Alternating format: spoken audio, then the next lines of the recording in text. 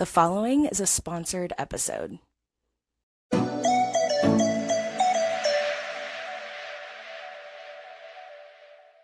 Hi, everyone. Welcome back to the show. I'm so excited to introduce you to my friend Kelly Sinclair today. Kelly is a brand and marketing strategist turned accidental AI tech co-founder of wAIv. That's spelled W-A-I, capital A-I-V, so a little play on words. But she's the co-founder of wAIv by Gravia Studio. She never would have guessed that a few coffee meetings with a local software developer would become a brand new AI platform in under a year. But wAIv is here, and it's a platform purpose-built for expertise-based creators who want to securely build and share AI tools while protecting their IP. This is actually the key focus of our conversation today. So just a little teaser. You'll hear more in just a second. But Kelly also hosts the Entrepreneur School podcast and is on a mission to make AI work for humans, not the other way around. Well, I can get behind that. So Kelly, so happy to have you here. I am really excited about our conversation, Ellen. I have been looking forward to this for so long and have been a listener of the show forever. So this is bucket list. Oh, well, I feel the same way. I think our best guests are the ones who have listened and been on the other side for years, because you really understand like the heart of this show and our listeners, because you are one. So thank you for being here. I am really excited to dig into today's conversation because all things AI are obviously quite hot and trendy right now. But I think that the focus of our conversation today is something that hasn't actually really been discussed very much, at least to my awareness. And it's really around how creators, coaches, experts, right, can leverage AI tools securely without giving away their intellectual property. And I know there's a lot of nuances and angles there, but let's actually start with the observations that you've been making around the quote unquote expert backed AI trend. Can you paint us a picture of what that actually looks like in practice right now? What does that mean? How are you seeing this come into play in our space? So expert-backed AI is a term that I feel like I've coined to try and explain how we are now, as like course creators, online educators, coaches, building AI tools based on our expertise to help our clients to progress faster through what it is that we're teaching them to do. So what's important there is the difference is an online course like teaches people how to think, but expert-backed AI allows people to use your thinking. So it's very much implementation, application of that.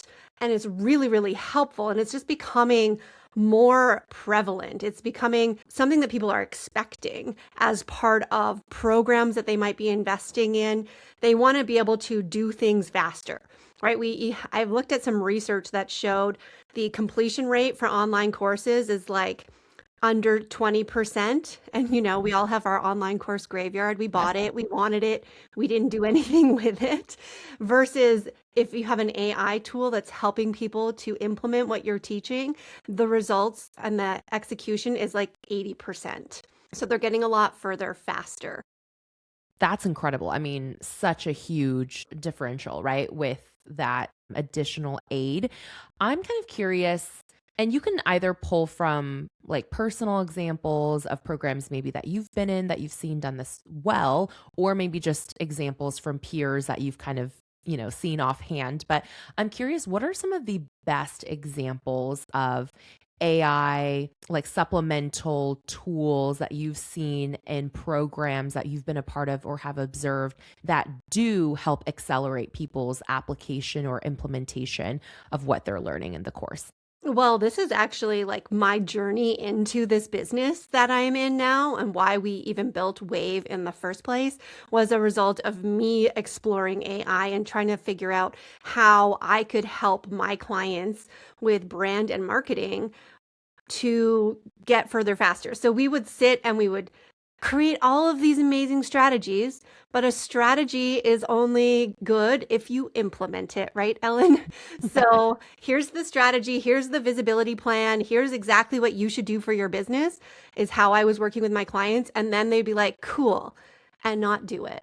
So I was playing with custom GPTs. I was building things kind of like early 2025. I don't know what time is right now, but that kind of timeline. And I was creating things to help them to do things like, okay, so if your visibility strategy says try and get on podcasts, how are we researching podcasts, coming up with pitches, even reviewing your visibility? Like, are you doing stuff or are you just doing stuff that feels like you're doing stuff? So one of my kind of layers of my strategy for visibility is this concept of don't do performative marketing. So one of the first custom GPTs that I built, her name was Valerie, the visibility auditor, and she would actually ask the user, so my client, what did you do this week? And then she would rate all of those things on a scorecard based on my instructions and produce a report and give some suggestions like, okay, so you posted on Instagram 4 times. Is that really high ROI for you? Or should you try to do something like reach out for a speaking opportunity, right? And so if we could make reaching out for a speaking opportunity as quick and easy feeling as social media, the ROI is going to be way higher. So that was where I was like, hey, let's make AI tools that will help implement these things that we're building inside of what my programs were at the time. And then I was starting to have frustrations about it. Like, okay, well, I have a custom GPT over here and a custom GPT over here and another one over here. And my client has to take something and go from one to the next, like kind of copy paste style. And I wasn't loving that. So that's when I started having coffee dates with Andrew Bartle, who's now my business partner. And he was like, well, let's fix it. And that's why we built wAIv. I think some of the best products on the market truly do come from the frustrations, the personal frustrations of the founders who created them. And so, you're up close and personal with what that looks like in practice day to day. And so it makes perfect sense that you then wanted to create a solution for it. So what I'm hearing though, and I'm kind of also extrapolating to like what I've just kind of seen people offer as AI components of their courses and programs. It seems like most of them are custom GPTs and most of them are rooted in either like automating templates, if you will. Okay, here, throw in some things about yourself and then we're going to like spit back out, a pitch, like you said, or, whatever it looks like based on a template that's been provided or created by the original educator. And or that kind of live feedback that you were just modeling for us a moment ago, where, the Valerie, the visibility auditor, was like giving live feedback based on whatever inputs, right, the user was entering. And with these custom GPTs, so this kind of brings us to that first point of like security concern that exists, right? I have limited knowledge of AI compared to you, Kelly, but even just from like a cursory look at this, I can immediately see one potential hurdle is that, okay, if you're building these custom GPTs, you're kind of feeding your IP into a learning model that's shared by millions of users, right? That you don't control the back end of. And then your concern that you had brought up to me in some of our pre-interview conversations, which I think is so valid, is the fact that there's really no way to keep the access to these GPTs. Like once someone has it, they can kind of just share it with anybody if they wanted to. Is that correct? Yeah. So ChatGPT is not a storefront. Right? It's not designed currently, and this recording is happening in May of 2026. It's not designed for helping people shop your expertise. I feel like maybe they were thinking about that with their marketplace at one point, but it's not how it works right now. And when you're the expert and you're providing your frameworks, your strategies, like think about transcripts of all of your trainings, the curriculum that is behind a paywall that you want to share with people and you want to make sure that they're paying for it. Well, if you put that in ChatGPT, yes, you can toggle off a button that says, improve the model for all with that information, and that will protect that necessarily going out widely. But the method of delivering that custom GPT to your client in the end is simply a link that you're sharing. Yeah. And then you're telling your client, well, go get a ChatGPT account and go use this tool over there. And some of our beta users and some people that I've talked to, like in market research for wAIv, were doing things like embedding passwords so that if somebody did share that link, then they would have to know what the password was. But that's creating its own mess in that I have to now remember where the password is stored and remember to communicate when we update the password and all of these kinds of things. Yeah. And so the idea behind wAIv is that you can actually see who has access to your product. So your AI tool, which we call bot squads. So because it's cute. Andrew was not necessarily on board with that initially, but I think he's come around to the bot squad concept. And your bot squad is like, you can see it the same way you can see somebody accessing your digital course in an online learning platform. So I can see all of my subscribers, I can see all their email addresses, and I can deactivate anybody if they, age out of a program or they decide to cancel a subscription. So now we have the opportunity for an additional revenue model of actually creating recurring revenue with a subscription to an AI tool, to a bot squad. So cool. We'll get deeper into bot squads in just a moment. I'm glad Andrew acquiesced, if you will, because you are the branding girl, right? So I feel like you obviously bring a great point of view there. But anyways, kind of going back to how wAIv works. I feel like Michael Scott from The Office right now, but like explain this to me like I'm literally 5 years old. So if someone currently has their own AI tool created through a custom chat GPT, how does that like interface with wAIv? Are they recreating this custom bot or custom tool within wAIv natively? Is wAIv a replacement for ChatGPT? Like all of these questions that people are probably thinking of. Explain it to me in the most simplified way. Well, first of all, I think it's crazy every time I open my mouth and say, yes, it is a replacement for ChatGPT because we are currently two people bootstrapping a company, not a multi-billion-dollar backed organization. We also don't own the LLM. So there's that, right? We don't have to pay for the data center itself, just the inference costs. But I'm not going to get too techie. So the way that it works is going to be a very similar experience as a builder. So I think the best explanation is you can recreate your custom GPTs on wAIv exactly how you have them built right now. You take the instructions, you take the knowledge files, and then the only things that are different, which are actually enhancements to how those operate, is that you can change the LLM that you're operating on to anything that you want. Like we have Claude in there, we have OpenAI, we have Perplexity as well, because sometimes that's better for research related tasks. So the flexibility is there for if an LLM, if you want to, because you align better with one, or if you want to choose one because it's actually better for the job. So I think sometimes we think the newest model is the best one. And really, sometimes that means you're giving a PhD an admin task to do. So and there's different costs associated with that, obviously, behind the scenes as well. So from a builder perspective, super simple migration. And then the other piece is that we now put these into bot squads. So a bot works the way a bot works. And I'll tell you, the bot framework is there is an input. So what is the user bringing to this conversation? What do we need the bot to do? So what's the process? Basically, it has a goal.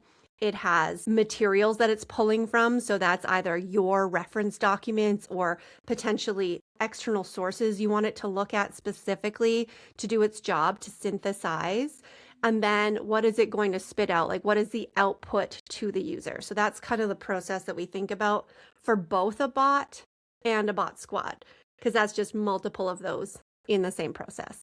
So the bot squad is 3, 5, 7, however many bots that work together. It's like bringing your entire team to the same meeting all the time. They're all around the boardroom table. They can all hear everything that's going on, and that all becomes part of their context for when they do their job, which just gives it more personalization and more specific outcomes that really enhance the experience for the user. Okay, I have a couple different questions that are popping up as you're explaining this. So first of all, love the flexibility of being able to choose which LLM you're operating off of with the instructions that you're feeding into your custom bot, right? My question is, can you choose different LLMs per bot? Like if you're like, oh, this one is better suited for Perplexity, but this one is better suited for Claude, do they have the freedom to have that range within their bots? Or is it like, okay, if I choose Claude, then all of my bots that I create? Okay, so I see you shaking your head no. Do Yeah, you want to no, expand on that? you can pick any of them you want, and you also don't need to know. Like if you're going, oh my gosh, how do I know which is the best LLM? Well, of course we built our tool to help you make that decision, to make a recommendation. It's literally click this button. It will tell you which one is the best. Nice. Then you can experience it and then decide if there's something else you want to change it to for whatever reasons, if you're a little bit more of an advanced user. But there's absolutely like easy buttons. I love that. Okay. Second question is with the bot squad that you just described. Okay. So a series of custom bots all operating together, sharing context and whatnot. Do all of the bots under one bot squad need to serve the same function? And what I mean by that is it like, okay, I've created 7 different marketing bots and they all like maybe one serves email, one does social, one does podcast. Is it like you group together like bots under a bot squad, or is a bot squad kind of open-ended where you could have like, you know, an executive assistant operations style bot working in tandem with a marketing bot working in tandem with like a finance bot? Just trying to understand like how do you classify bot squads, if you will? I love this question, and I'm going to be honest, like we're still learning what the best practices actually are, but I really feel like you think about it the same way as you would your organization chart. Like who needs to work together, who needs to communicate with each other and share information. So while it might be really great to have a marketing team, one that does strategy and then a few that do the different like campaign asset creation. You might have an ads one, you might have a social media one, an email writer. You might also have an analyst in there that goes through and does like reviews on things, right? And those all would make a really great team. But you also might want just a board of directors. You might want to have like strategic level meetings with your co-CEO and your CFO and your operations person and your HR person. And these are all bots. Right. That's incredible. And when you say like, okay, these bots are operating together, but they also, of course, are standalones. How does this differ from other AI tools that our listeners might be more familiar with? Like, how would you differentiate bot squads and how they service business owners differently than, again, the tools that people are already using and accustomed to? So I like to say a bot squad is like a custom GPT and a Claude skill and a workflow had a baby. Nice. So it kind of operates the same way as all of those things where you can give it specific tasks and instructions like a custom GPT, and you can share it like you can share a custom GPT without the things we don't like about custom GPTs. And then it operates like a Claude skill because the context is shared across the whole conversation. And that's why people are loving on Claude skills right now, because I can just be over here in one conversation and then it knows to pull in the right skills that are going to give it that lens. Right. And then the workflow aspect is the idea of structure. And in some situations, like a bot squad that I'm going to share with your listeners as well, which is called the AI Tool Launch Playbook, is a workflow, which means that it's supposed to be done in a sequence, like in a kitchen where we're going to create something, we're going to put something on the plate, then we're going to put the other thing on the plate, and then we're going to wipe the plate, and then we're going to serve it. Whatever that's called. An assembly line, kind An of assembly almost. line. Thank you. That was really hard. So that concept actually happens behind the scenes with the orchestration, where bot 1 finishes its job and like basically high fives bot 2 into doing its job automatically. So the bots are smart enough to know when they're done and who to call in next. So if you want to go through a multi-step process with your client, then you can create a workflow squad that can do that at an orchestration level, which is pretty exciting too. Wow. And with these workflows, are we as the user dictating, like if you're creating like a Zapier workflow, right? Is it kind of like a similar user interface where it's like, okay, bot one is going to serve its function. And then once that's complete, it triggers this next action, which then triggers, like you said, bot two to come in. Are we designing and like populating, if you will, the workflow, or is there something built into wAIv that kind of intuitively suggests or creates workflows based on like patterns it observes, or just like maximizing efficiency? Like how involved is the user in conducting or creating the workflow versus what wAIv is producing itself? Well, that's a great question, Ellen. And I think it's something that we are also optimizing as more people are using it, because right now we have two different types of squads. We have the workflow that we were just talking about, but we also have just collection, which basically just means like boardroom meeting, who's all in here. The user can pick which one they want to have a conversation with.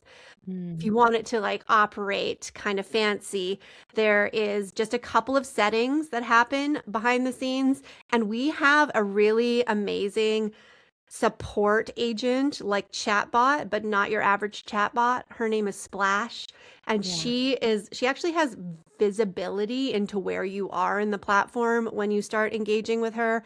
So she can make those suggestions like, how do I optimize this? Should I turn it into a workflow? What are the settings I need to change in order to do that?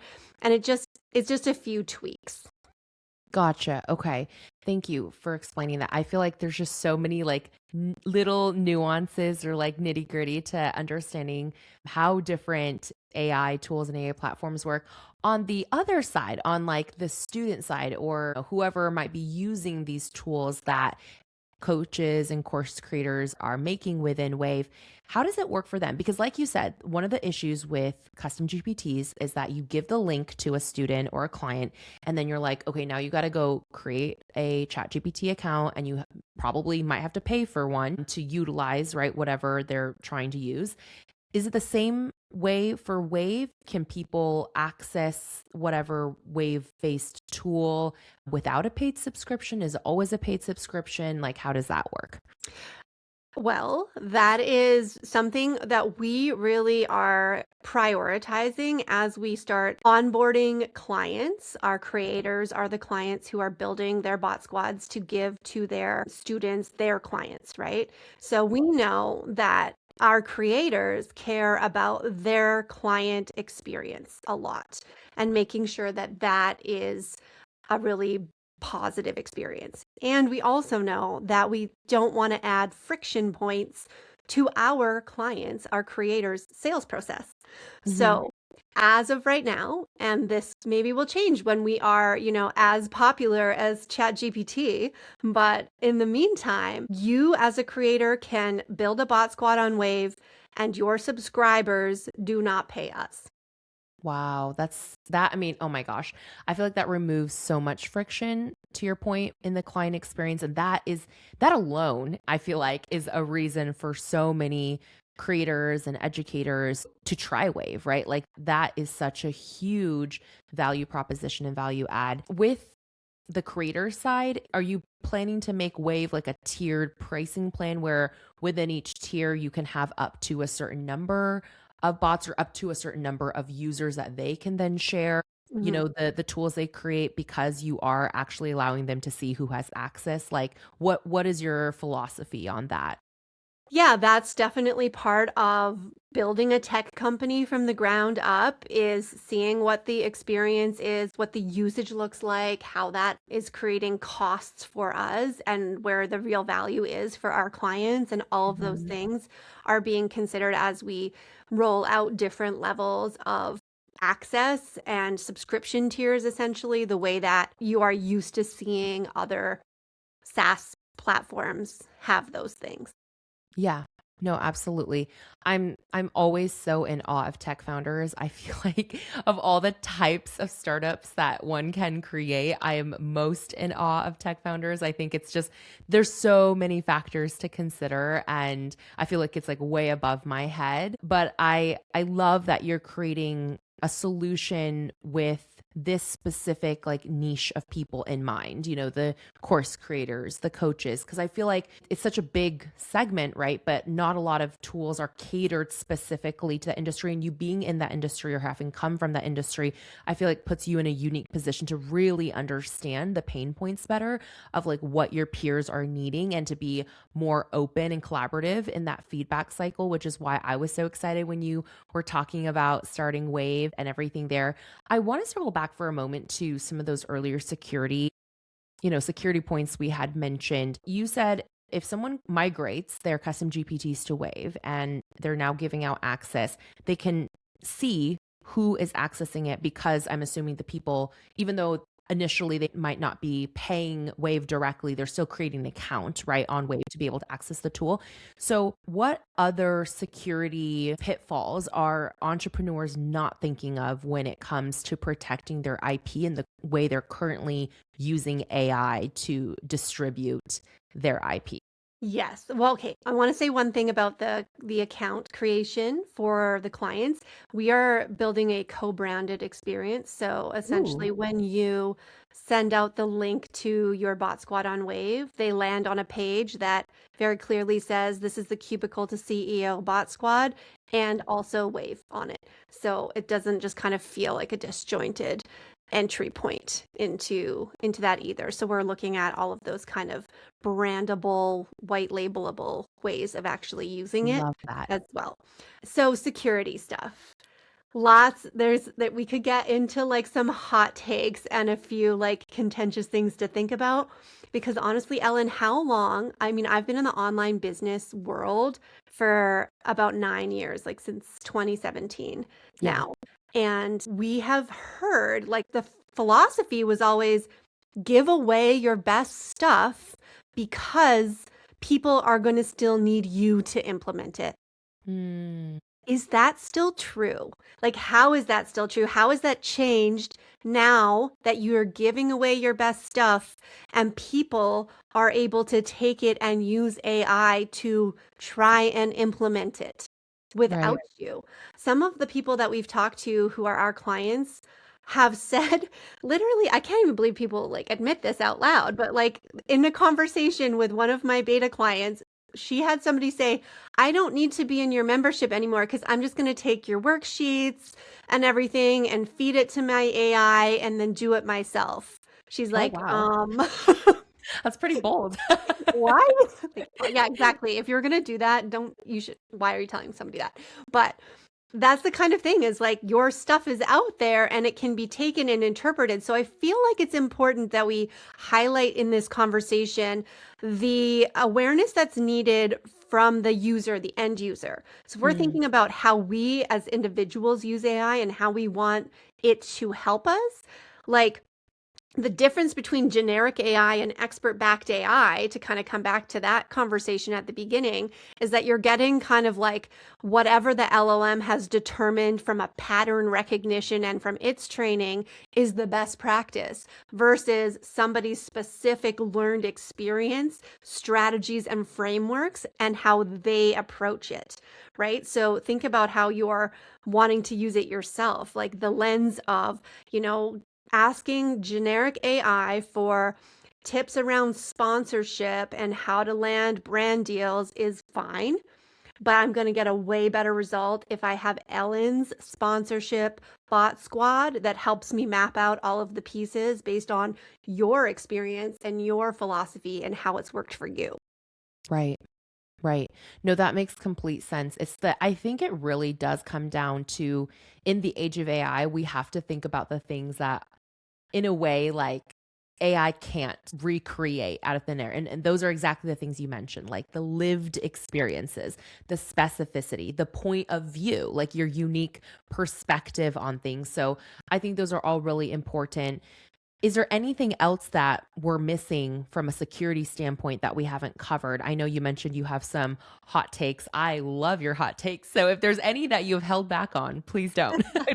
We'd love for our listeners to engage. If anything, even if they don't agree, right? I think the thing about AI is it's such a wild west. It's so new and it's changing every second of every day. So I think it's impossible in this particular category to necessarily be like, this is a steadfast fact and it will be fact forever, right? It's like we're always adjusting based on new information that comes to light. And so I think though the conversations are really important, and just like making people, like you said, aware of, oh, I didn't even think about the fact that people might be doing that with my content and my IP, and feeding it into, their own preferred LLMs, and kind of feeling like, oh, they don't need that personal touch or my perspective or expertise anymore. So what other hot takes have you held back from us? Well, I think it's important for creators. So if you're, trying to stay on top of the game and have been in this online space forever and have been like going from, static digital course to adding worksheets to now adding AI tools into that, and how do we kind of keep evolving the way that we're sharing things? What I'm seeing is working really well is a hybrid approach, right? First of all, I think a lot of people are going into a more of a membership type model when they're using AI as part of what they're doing, particularly if they're teaching AI things, because you can't create a video on how to use this tool and then the next day expect it to still be relevant. Like, it's switching that quickly. It's crazy. Right. Even as our clients are going, how do I make like a tutorial video for my clients to use my bot squad on wAIv? And I'm like, wait till next weekend, because we're doing a big update and things might change, right? Like, that's just the world that we live in. But as a creator, you have to think about how to adjust the way that you're teaching and how to bring this AI element into what you're doing. First of all, people are expecting it. So people are actually asking on sales calls. You can see the sales pages changing of programs that previously like been running for 3 years, but now AI is part of it. So how they're highlighting the way that's happening. And people are asking, I want a tool that helps me to do what you're teaching me how to do, right? But also that brand and that trust and that equity that you've built up over the years is still really part of that. So really kind of owning it, not being scared of what's going to happen. It's still the same philosophy. The right people are going to come to you. You're going to attract the right people that are right for what you're doing. And we have to kind of believe that. It's really a challenging world, a lot of scarcity and a lot of who's first and, whose tool is better than the other tool. And the other thing I will say about generative AI is a term that I learned along this journey called non-deterministic.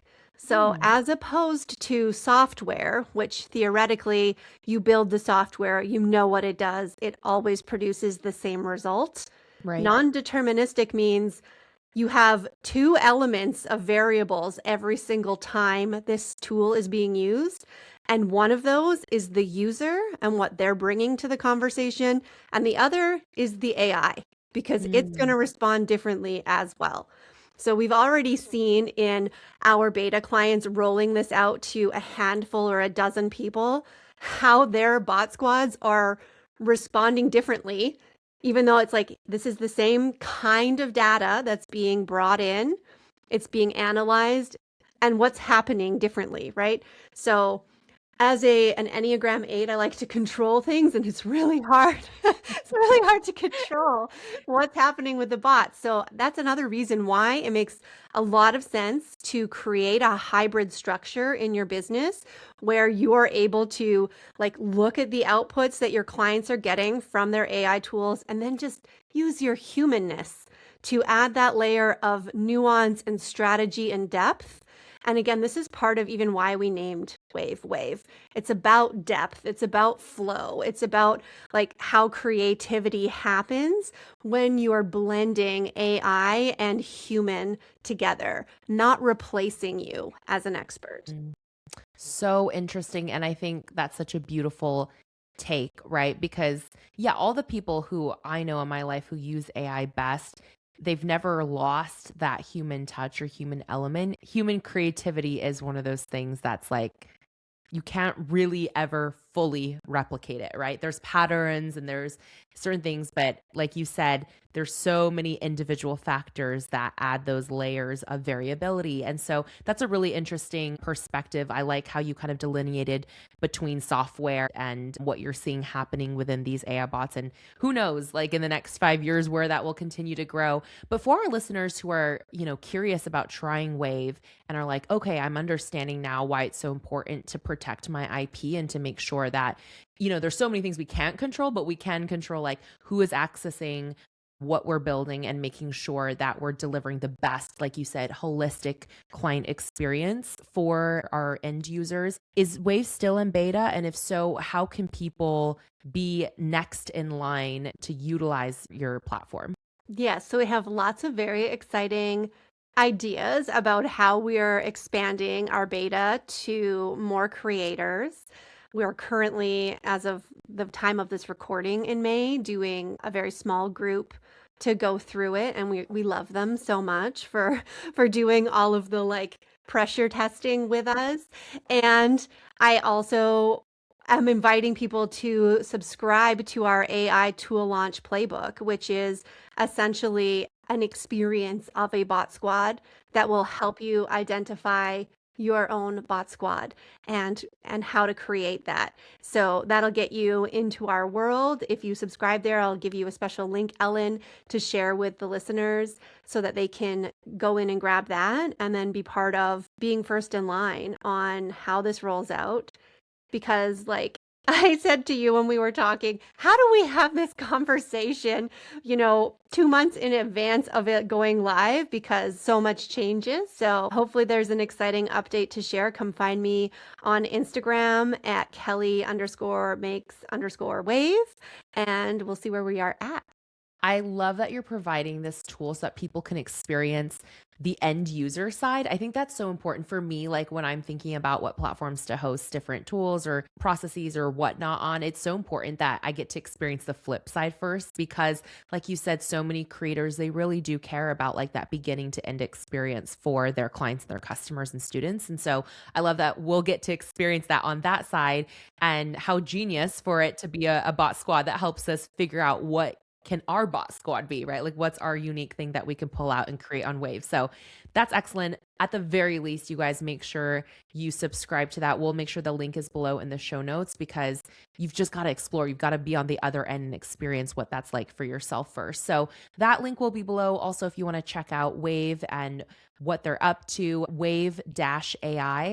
Again, that's wAIv spelled W-A-I, and then graviastudio.com. And then of course, Kelly's personal Instagram and other Instagram links for wAIv will be below in the show notes as well. So click on everything, say hi to Kelly. And I think the coolest thing about getting into a tech product early is that you can build those open channels of communication with the tech founder. So like, who knows? Kelly could be, a much more ethical, wonderful, rooted person, but she could be the next Sam Altman. You don't know, right? So like, if you want to make sure that your feedback in this arena as they're building the product is heard, like get into her DMs and start those conversations early. I think some of my favorite tech founders, I've built those relationships early, and it makes a world of difference down the line in terms of like where your requests kind of fall on the product roadmap and whatnot. So that's my little pro tip. At the very least, send a connection and say hi. So yes, please. We are so open to that. It's actually what I was most excited about building something new, was to have real humans give real feedback to help us make the decisions. So it's not just Andrew and I going, ooh, this would be fun. Ooh, let's do this. Like we can shiny object our own like spirals all day long. But now that we're seeing how people are using it and getting that influence, it's really also another wonderful blend of bringing the humans behind the scenes into an AI company. Yeah, 100%. Kelly, thank you so much. I, again, am always in awe of what you are building. So thank you for taking the time to come share with us while you're in the trenches, changing day by day.